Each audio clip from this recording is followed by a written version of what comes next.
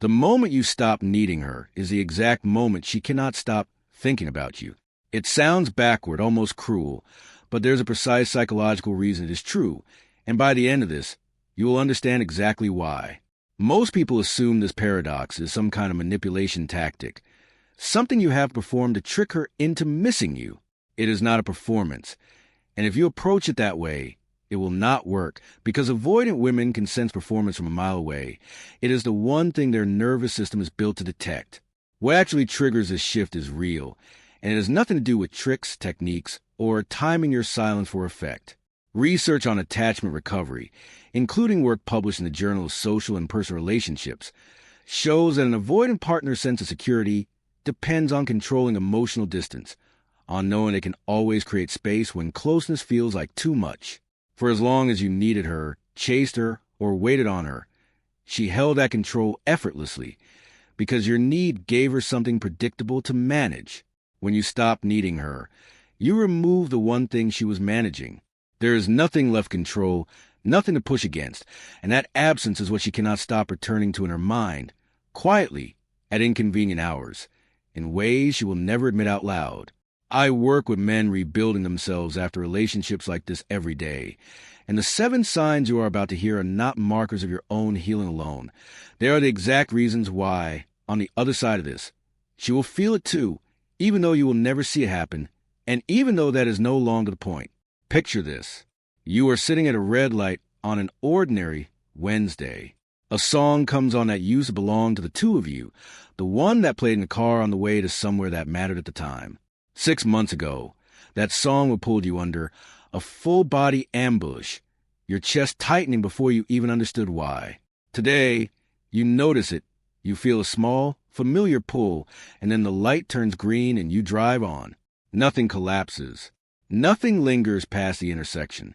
That small, undramatic moment, the one that would never make it into a highlight reel of your healing, is actually one of the most important scenes in the entire story.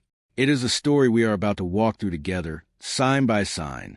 The first sign shows up in your body before it shows up in your thoughts. You notice your phone buzz, and for the first time in a long while, your stomach does not drop.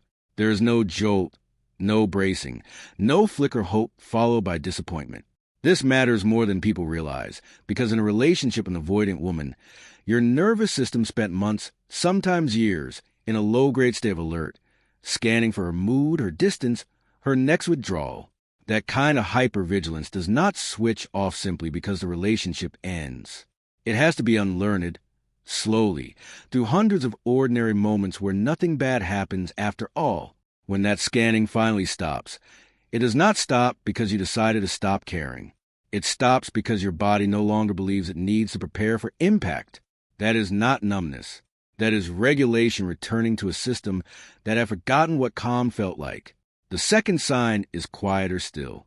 You catch yourself going an entire day, then 2, without checking for her online, without wondering if she has moved on, without running the old arguments through your head to find the sentence that would have fixed everything. This is not forgetting. It is your mind finally releasing a problem it can no longer solve, because somewhere along the way you stopped believing there was a version of you that could have made her stay. That belief that if you had only been calmer, more patient, more emotionally available, she would have opened up is one of the heaviest things anxious partners carry out of these relationships. It keeps you tethered long after the relationship itself has ended. Because as long as the puzzle feels solvable, some part of you keeps trying to solve it. Letting it go is not resignation. It is clarity, and clarity is far heavier to earn than people expect. The third sign is uncomfortable, and almost nobody talks about it. You start to feel angry, not sad, when you think about how the relationship actually went. Sadness keeps you soft toward her, forever excusing, forever hoping she simply needed more time. Anger, the healthy kind, starts to draw a line around what you will and will not accept moving forward. This is often mistaken for a setback, a sign that healing has stalled or reversed, especially by men who pride themselves on staying calm and understanding. It is the opposite. Grief has stages, and anger is not a detour from healing. It is one of the roads through it. If you find yourself finally frustrated by the breadcrumbing, the mixed signals, the affection that only ever arrived on her terms, that frustration means your sense of what you deserve is waking back up after being quieted for a very long time. The fourth sign is that your identity stops orbiting her absence. For a long time after a relationship with an avoidant woman, your sense of self can quietly reorganize itself around the space she left, around proving you are over her, around her forming indifference for anyone watching, including yourself. Real healing looks different and far less impressive from the outside. You start making decisions, plans, small daily choices, without silently asking whether she would notice or approve, without narrating your progress to an audience that already left. Your Tuesday morning stops being about her at all. It becomes about the meeting you have, the meal you are cooking, the version of yourself you are quietly becoming when nobody is measuring it against her. This is one of the clearest markers that your identity has separated from a relationship, because your attention has finally found somewhere else to live. The fifth sign appears in how you talk about the relationship, not only in how you feel about it. Early on, most men describe what happened in absolutes. Either she was cruel and cold, or she was perfect and it was entirely their own fault, some flaw in them she could not overlook. Both stories are simpler than the truth, and both keep you stuck, one in bitterness and one in blame. Healing tends to produce a more complicated, more honest account, one where two things can be true at once. You start to see her as someone shaped by her own attachment history, someone who learned early that closeness was unsafe and built an entire personality around managing that fear, someone who had protected herself the only way she knew how, without that understanding excusing the way it affected you or asking you to carry it for her. Nuance is not weakness. Nuance is what a nervous system sounds like when it stopped needing a villain or a savior to make sense of what happened, and started needing only the truth. The sixth sign is that you begin to notice patterns instead of only pain. You start recognizing the shape of pursuit and withdrawal in other places, in friendships, in how you were raised, in the way you learned to earn affection instead of simply receiving it. You might notice it in an old friendship where you were always the one reaching out first, checking in, keeping the connection alive almost alone, or in a parent who loved conditionally, whose warmth depended on your performance rather than your presence. And suddenly the relationship with her stops looking like an isolated tragedy and starts looking like one chapter in a longer story your nervous system has been writing your entire life. This is often a sign that quietly does the most long-term work, because it moves the lesson out of that one specific relationship and into your understanding of yourself.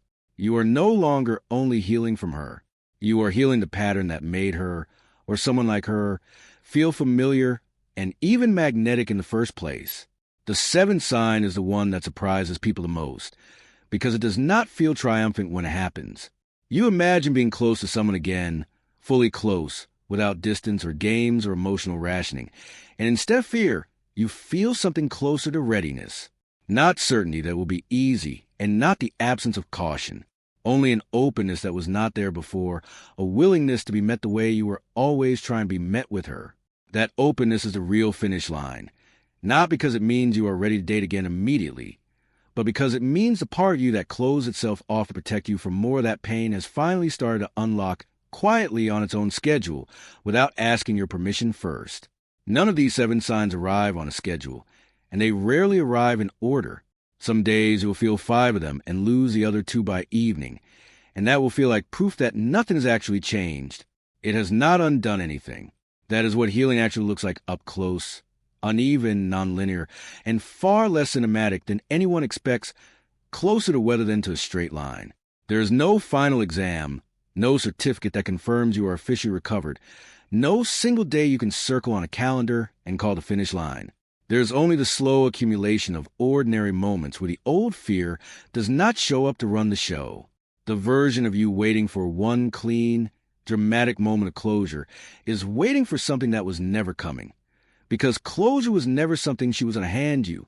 It was always something you were going to build, quietly, sign by sign, in the exact way you are building it right now, at a red light, on an ordinary Wednesday, with a song playing that no longer owns you the way it used to. And the strange, unglamorous truth about healing from an avoidant woman is this. The moment you stop needing her to understand what she did to you is the same moment you finally understand exactly what you are worth without her.